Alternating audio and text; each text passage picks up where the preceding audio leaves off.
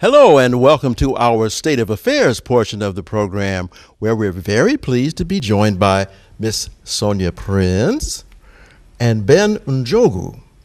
Now, Sonja Prinz is from the New Global Generation, and the gentleman to my left is the Tembo a foul. We will find out in a few minutes what those mean. Sonja, please tell us about your new undertaking. Well, Global New Generation deals with art and culture. We educate children and youth to be responsible in this our world, to take a responsible place, and through works be respected as well. And what about you, Ben? What are the activities your organization is undertaking? Yeah, first and foremost, I would like to say that I'm grateful for your invitation, and I'm very grateful to be in your studios this evening. Tembo is an organization that was founded last year. So we're actually celebrating our first anniversary this month.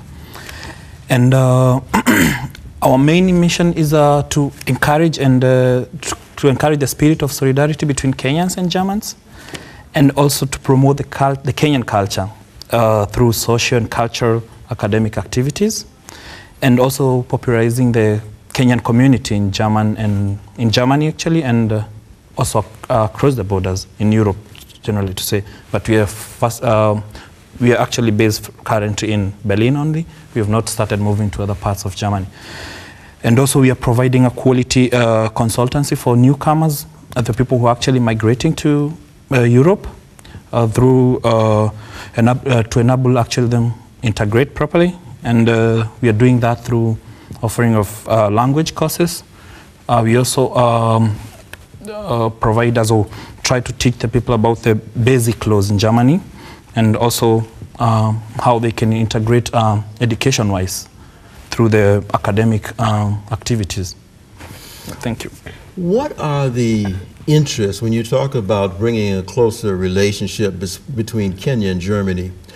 What are the interests that lie with Kenyans and with Germany that would necessarily interest the people in coming closer together? Why would they come closer together? Thank you very much for the reason why we would like us to come together. Actually, we have already migrated. We have thousands of people who are moving from Africa and other parts of the world that are coming to Europe, and we have also people moving from Europe, moving to other parts of the world. So immigration is something that is going on through the world in day in, day out. And we have to focus on previously people used to look at the disadvantages of the problems that immigrants are bringing to the countries. But there are also some advantages and some things that are positive towards the immigrants, and what the immigrants are actually bringing to Europe, say for example in Germany. And one of them, we have brought a diversity in terms of race and ethnicity. As well, the level at which previously, let me say my first point is the level at which race and ethnicity has been viewed in Germany has moved to another new level. Mm-hmm. And also in terms of linguistic history, in terms also of the language that the immigrants are speaking, or the languages that were not spoken in Germany before are actually being spoken right now. Say, for example, English and French. The kids that are growing right now are better off compared to the kids that were before.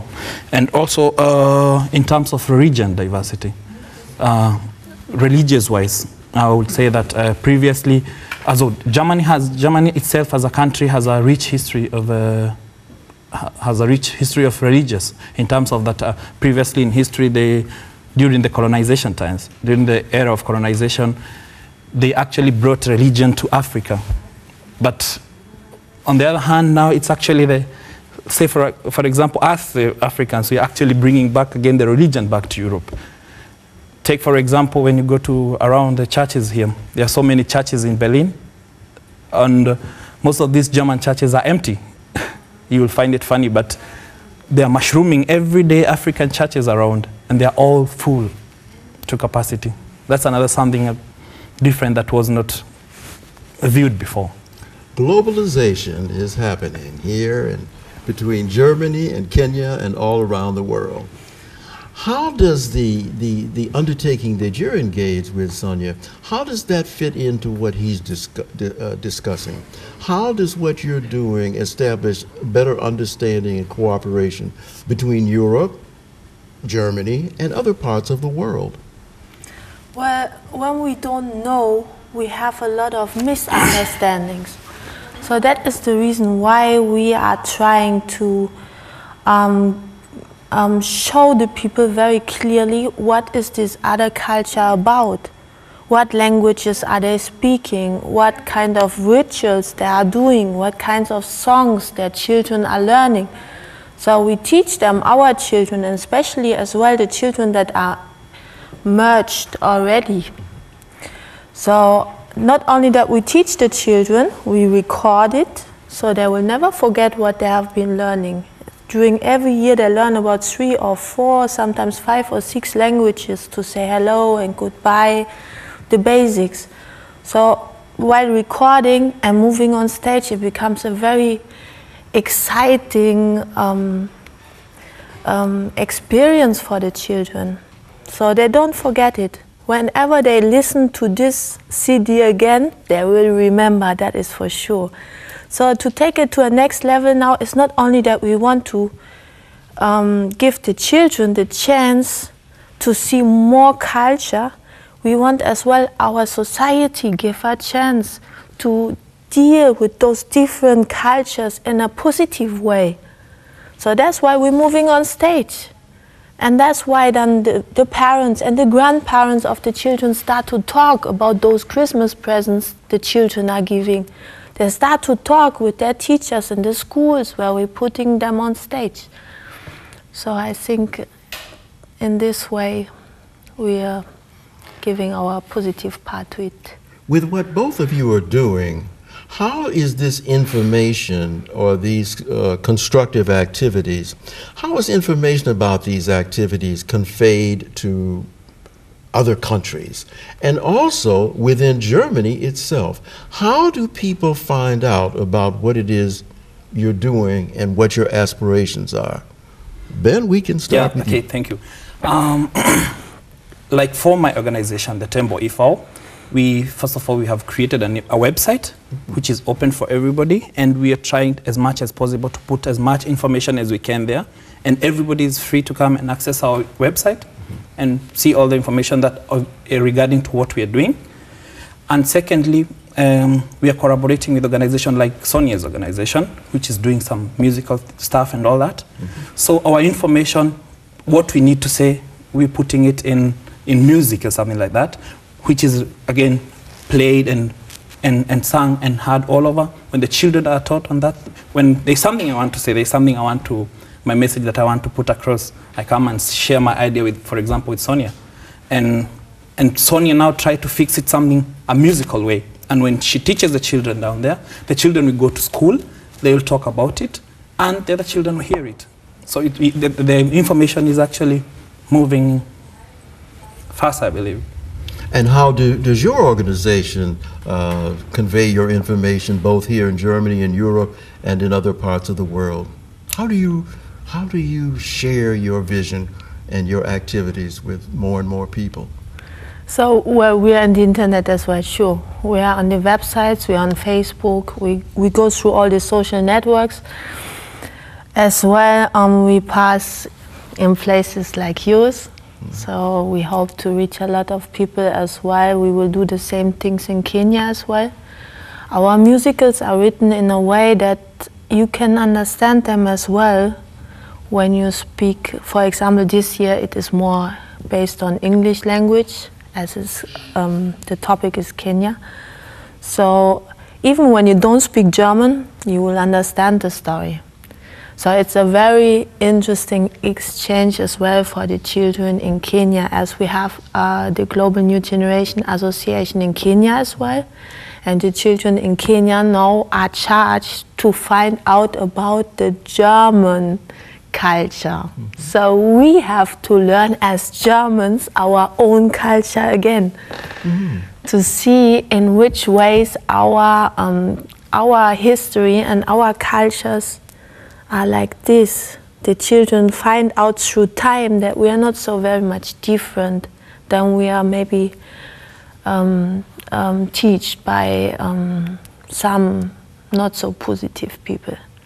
Well, quite often you find that the children are quite open to others and new ideas. How are you going to make this work with the adults, which quite often might be the impediment to progress? How do you deal with the grown folks, Ben? Okay, the good thing about the whole of this issue and working up with the children that we are bringing up right now, let's say for example the children that are right now in Europe, or to be precise in Germany, it's actually a totally new generation.